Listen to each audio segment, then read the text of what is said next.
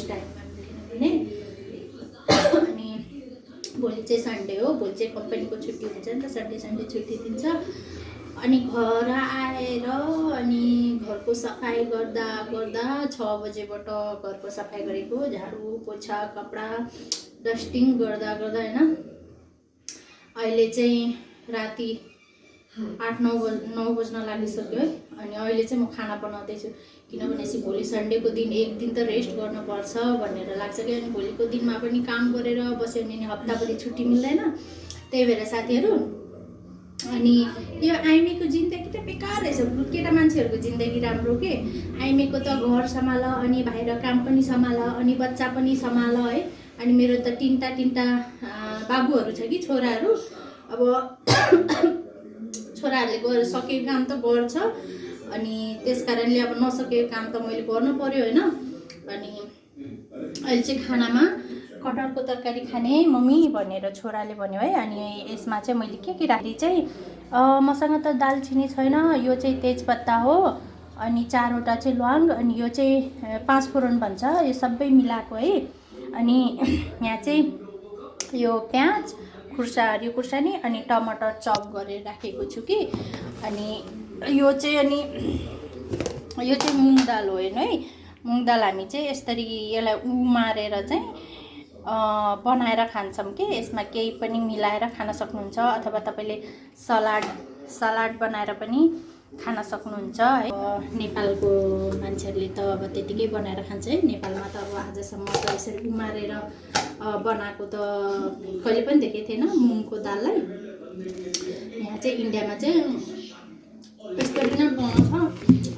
अनि हेल्थको लागि पनि राम्रो हो, तर आज चाहिँ त्यो दाल बनिँदैन, किनभने आज यति नै खाने, नर्मलै खाने। अनि हाम्रो आइमीको जिन्दगी त कहिले त बेकारै लाग्छ साथीहरू, के भन्नु र। पक्कै भइहाल्छ गर्दा। अनि अब चाहिँ खाना पकाएर खाएर सुत्ने साथीहरू, भोलि छुट्टी छ। अनि त्यही भएर चाहिँ अब तपाईँहरू कसरी बनाउनुहुन्छ कटहरको तरकारी थाहा छैन है। म चाहिँ यसरी नै बनाउँछु, कस्तो तेलमा पकाइनु कि। अनि अब हप्ताभरि अनि घरलाई सफाइ गर्ने टाइम मिल्दैन, लाग्नुपर्छ हप्ताभरि काममा। घरमा सफाइ गर्नलाई कति मिल्दैन। अनि कपडाहरू पनि धुनुपर्छ। अब बच्चाहरू स्कुल जाने भएपछि त अनि युनिफर्महरू हुन्छ छोराहरूको, अनि मेरो पनि युनिफर्म हुन्छ, धुनुपर्छ। अनि मसालामा चाहिँ साथीहरू म चाहिँ यो राख्छु है, बेसार, अनि यो चाहिँ रातो धुलो खुर्सानी, अनि यो चाहिँ धनिया पाउडर हो, अनि यो चाहिँ जिरा पाउडर। मेरो चाहिँ मसला यति नै हो है, योभन्दा धेरै हिट मसला चाहिँ म खाँदैन होइन। अनि नुन चाहिँ तपाईँहरूले जति राख्नु सक्नुहुन्छ त्यो हिसाबले राख्न सक्नुहुन्छ है। त्यही भएर चामी हात पोल्यो कि यसले त यसले चलाउनु पऱ्यो। अनि त्यही भएर म चाहिँ ज्यादा मसला हिट मसला खान्न। अनि हाम्रो कटहरको तरकारी चाहिँ यति हो साथीहरू। के गर्नु, काम गर्ने मान्छे टाइम हुँदैन। अनि त्यही हो कि अब धेरै भिडियोहरू पनि हाल्न टाइम हुँदैन। अब कामबाट कहिले छुट्टी भएको बेला मात्रै हो। अनि एक दिन छुट्टी मिल्छ, अनि त्यो दिन पनि अनि दिनभरि सुत्ने हो कि साथीहरू। अनि सुत्नलाई चाहिँ मलाई एकदम राम्रो लाग्छ के।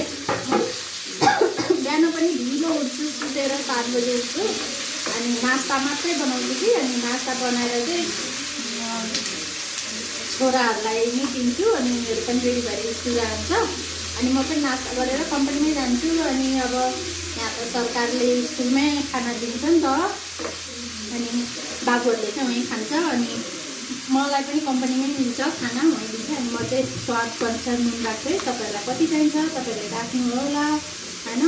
म चाहिँ मलाई जति चाहिन्छ म त्यति नै राख्छु है साथीहरू। के गर्नु त, यस्तै छ दुःख सुख जिन्दगी काट्नुपर्छ साथी। के गर्ने अब मान्छे भएर जन्मेपछि कहिले खुसी कहिले गम त्यही हो। त्यस्तो अब के भन्ने छ होइन। हाम्रो चाहिँ आज यस्तै खाना नर्मल खाना खाने। छोराले पनि मम्मी कटहरको तरकारी खाने भनेर त्यही भएर चाहिँ मैले आज कटहरको तरकारी बनाएको साथीहरू हेर्नुहोस् है। तपाईँहरूले त कसरी बनाउनुहुन्छ मलाई त थाहा छैन, मेरो भिडियो त लामो जान्छ होला। अनि त्यस कारणले कटहर चाहिँ मैले कुकरमा सिटी लगाउन राखेको छु कि एक सिटी 2 सिटी भयो भने त पाक्छ नि त, अनि राम्रो हुन्छ नि त, धेरै टाइम लिँदैन। अनि त्यही भएर यसलाई चाहिँ अब मसालालाई चाहिँ एकछिन पाक्न दिने त्यतिसम्म, अनि त्यो कटहर पनि पाक्छ भनौँ। अनि तपाईँहरूलाई म भिडियो देखाउँछु।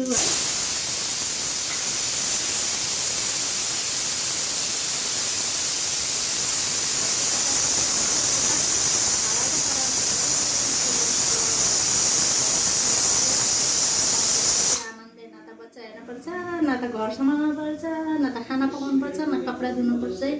हामीको जिन्दगी त कस्तो चाहिँ बनाएछ दैवले, के गर्नु। यस्तै हो साथीहरू, 2 दिनको जिन्दगी हाँसेर बोलेर त्यसपछि माटोमै मिलिने हो। त्यस्तै छ, कोही बात छैन। 2 मिनट हुँदैछ। अनि म देखाउँछु तपाईँहरूलाई कटहर चाहिँ है। आज अनि अब नेपालतिर त शनिबार छुट्टी हुन्छ, यहाँ चाहिँ सन्डे छुट्टी हुन्छ। त्यस्तै हो साथीहरू।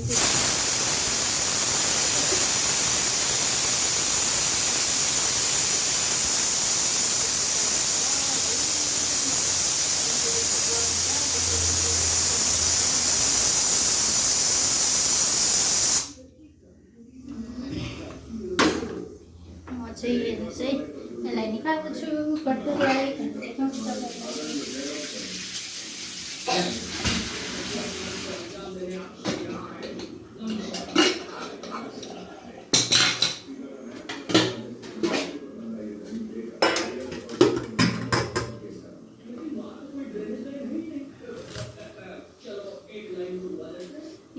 हेर्नु न साथीहरू, मजाले पाकेको रहेछ। त पाक्दैन होला भनेको थियो, तर यो चाहिँ अलि पाक्न लागेको कटहर थियो कि, तर मजाले पाकेको रहेछ। अनि म चाहिँ बोइल गरेर बनाउँछु। हेर्नु न, काट्दाखेरि पनि यसरी काटेको छ है। म चाहिँ बोइल गरेर बनाउँछु यो तरकारी चाहिँ।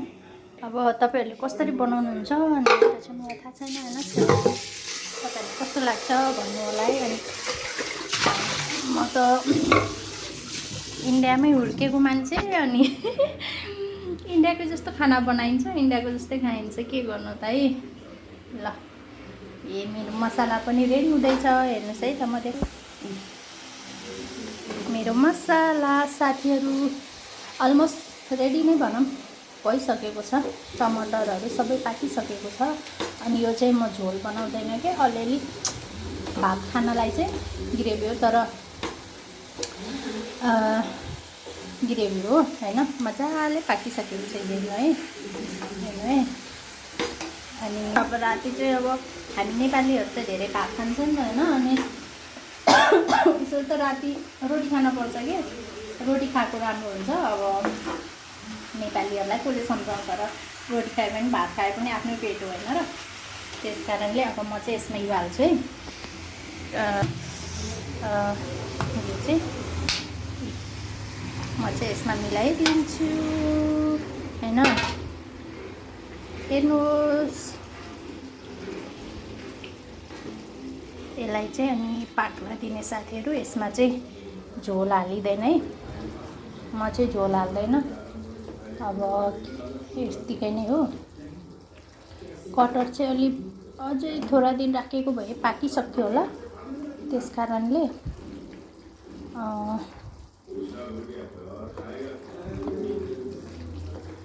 लु साथीहरू, यो चाहिँ मेरो तरकारी है। अब यसमा के हाल्छु भनेपछि अदरक लसुनको पेस्ट चाहिँ हाल्छु कि म। हेर्नु न, यहाँ बनाएर फ्रिजमा राखेको